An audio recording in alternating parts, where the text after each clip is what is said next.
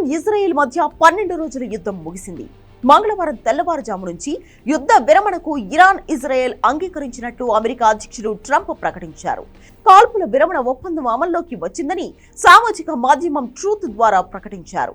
దీన్ని ఇరాన్ అధికారికంగా ధృవీకరించింది.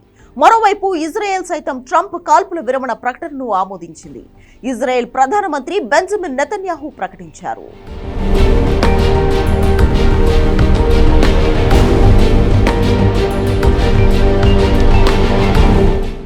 Israel Iran మధ్య వార్ ముగిసింది.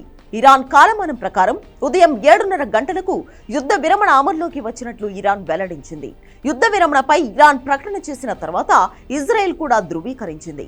ఇరాన్ ప్రకటించిన కొద్ది గంటల ముందు ఇరు దేశాల మధ్య కాల్పుల ఒప్పందం కుదిరినట్లు డొనాల్డ్ ట్రంప్ ప్రకటించారు. ఆ ప్రక్రియ ఎలా జరగనుందనే విషయాలను కూడా వివరించారు. ఇరాన్ ఇజ్రాయెల్ పరస్పరం తుది విడత దాడులు పూర్తి చేసుకుని కాల్పుల విరమణ ఒప్పందానికి వస్తాయి. ఇజ్రాయెల్ ఇరాన్ మధ్య జూన్ 13న యుద్ధం ప్రారంభమైంది.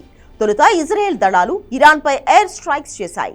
దీనికి ప్రతీకారంగా ఇరాన్ కూడా ఇజ్రాయెల్పై క్షిపణుల దాడులు ప్రారంభించింది. ఈ దాడులు 12 రోజులుగా కొనసాగుతున్నాయి. ఇరు దేశాల్లో కూడా భారీ నష్టం జరిగింది. ట్రంప్ ప్రకటన నేపథ్యంలో సీజ్ ఫైర్ మంగళవారం రాత్రి ప్రారంభమైంది. బుధవారం రాత్రికి పూర్తిగా అమల్లోకి రానుంది.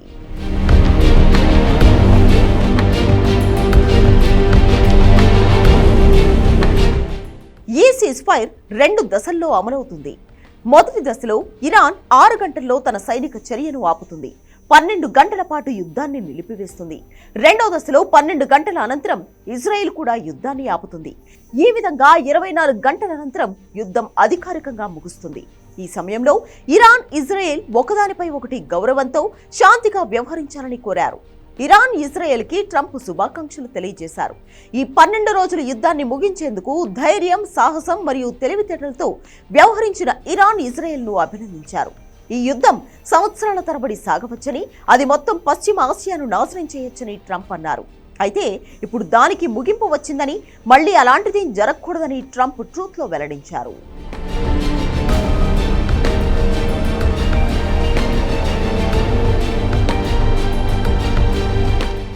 ఇరు దేశాల మధ్య కాల్పుల విరమణ ఒప్పందం కుదిరినట్లు డొనాల్డ్ ట్రంప్ ప్రకటించారు.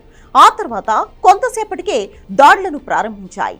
మంగళవారం తెల్లవారుజామున ఇజ్రాయెల్పై ఇరాన్ క్షిపణులు ప్రయోగించగా 4 మృతి చెందారు. దీంతో పలు ప్రాంతాల్లో సైరన్లు మోగినట్లు ఇజ్రాయెల్ సైన్యం తెలిపింది.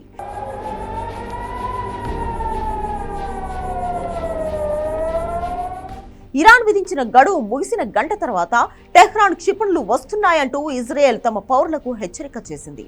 అందరూ సురక్షిత ప్రాంతాలకు వెళ్లాలని వారికి సూచించింది.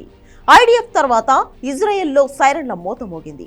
జెరూసలేం గగనతలంలో ఓ క్షిపణిని అడ్డుకున్న ఇజ్రాయెల్ ఆ తర్వాత కూడా తమ పౌరులకు మరో 2 హెచ్చరికలు చేసింది. ఇరాన్ జరిపిన దాడుల్లో బెర్షెబా నగరంలో 4 చనిపోవడంతో పాటు పలువురు గాయపడినట్లు ఐడిఎఫ్ తెలిపింది. ఇప్పటి వరకు ఇరాన్ 6 క్షిపణులు ప్రయోగించినట్లు ఐడిఎఫ్ వెల్లడించింది.